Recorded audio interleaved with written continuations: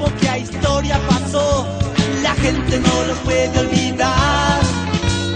Mientras el olor, la sangre corrió de letrados que sabían la verdad.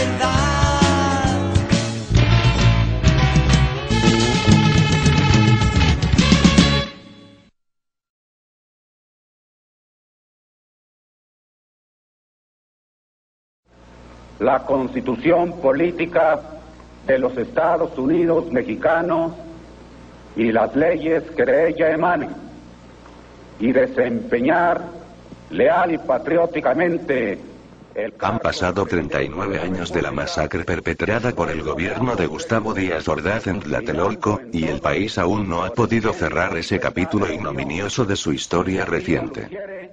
A fuerza movilizaciones populares, muertes, encarcelamientos, destierros y sacrificios innumerables, México ha desembocado en la plena formalidad democrática y electoral y en una institucionalidad reconfortante, pero ha sido incapaz de hacer justicia a los caídos en la Plaza de las Tres Culturas y a los cientos o miles de luchadores sociales o de ciudadanos ajenos a cualquier causa política que, en las 3 décadas transcurridas desde el movimiento estudiantil de 1968, fueron asesinados, desaparecidos, torturados, reprimidos y vejados por un poder público corrompido, desvirtuado y carente de contrapesos.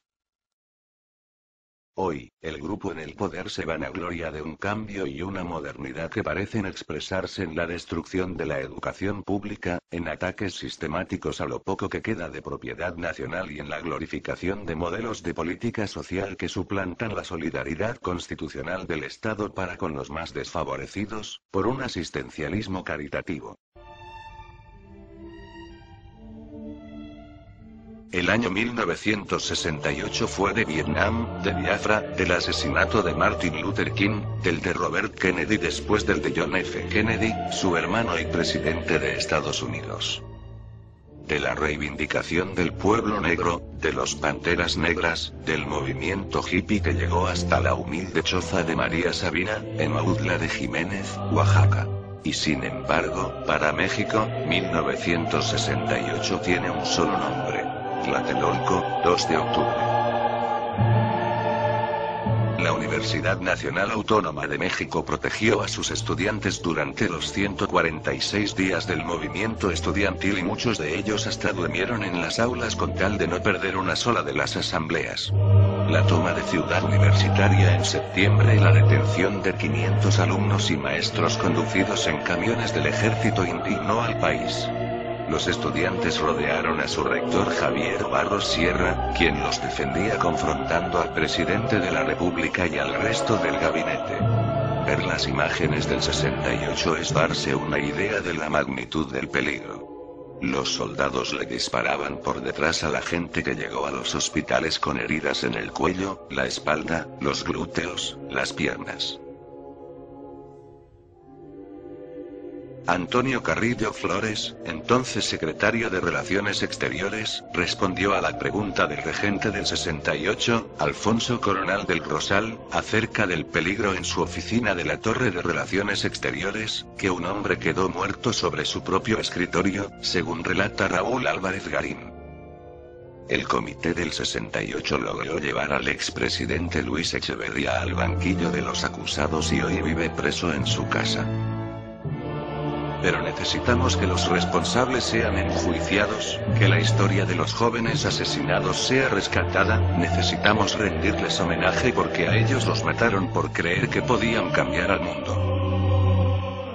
La matanza del 2 de octubre es una de las masacres más evidentes de los comienzos del terrorismo de Estado en América Latina.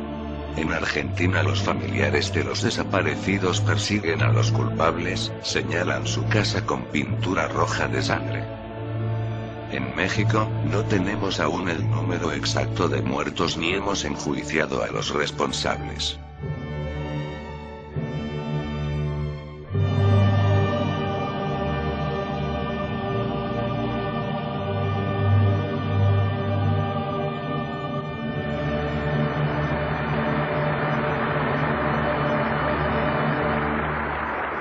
Presidente López Mateos entrega la banda tricolor al presidente del Congreso y este a su vez la pone en manos del señor licenciado Gustavo Díaz Ordaz, que es desde este instante Faltando 6 minutos para las 11 de la mañana de 1 de... Los beneficiarios coyunturales de la larga lucha social en favor de la democracia dicen y acaso hasta lo creen que la modernización del país implica gobernar como si se administrara una empresa, y renunciar al Estado laico y a la soberanía nacional frente a Estados Unidos. Pero una nación verdaderamente moderna no se funda en una suerte de mesianismo gerencial sino, antes que nada y por encima de cualquier otra característica, en la plena vigencia del Estado de Derecho, en la erradicación de la impunidad y en un ajuste de cuentas con los arcaísmos autoritarios, sobre todo si se trata de un cúmulo de acciones oficiales delictivas y criminales, como lo fueron la represión del movimiento estudiantil y la guerra sucia que siguió. En ese momento se tomó la determinación de concentrar todo el interés en los estudiantes, en los jóvenes en general, en los estudiantes en particular y en los campesinos. Y se ha desarrollado desde entonces una intensísima actividad para procurar sumar a los intentos de subversión a estudiantes y a campesinos. Se fracasó también con los campesinos. En cambio sí se logró llevar a los jóvenes a la violencia, sobre todo en el año de 1968.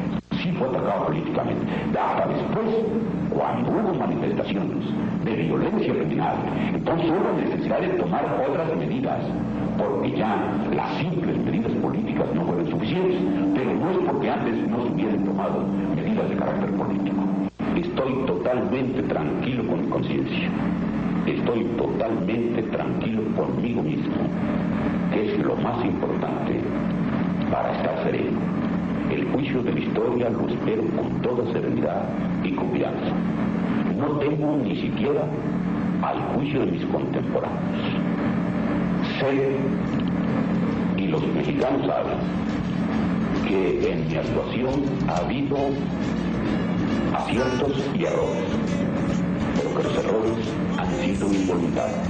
Gobierno mató ilusiones. Por estas razones, a pesar de las grandes transformaciones nacionales ocurridas de 1968 a la fecha, las positivas y las deplorables, sigue vigente la exigencia de esclarecer y castigar los crímenes de Tlatelolco, de la guerra sucia, de los políticos, de los megafraudes, y de las matanzas rurales.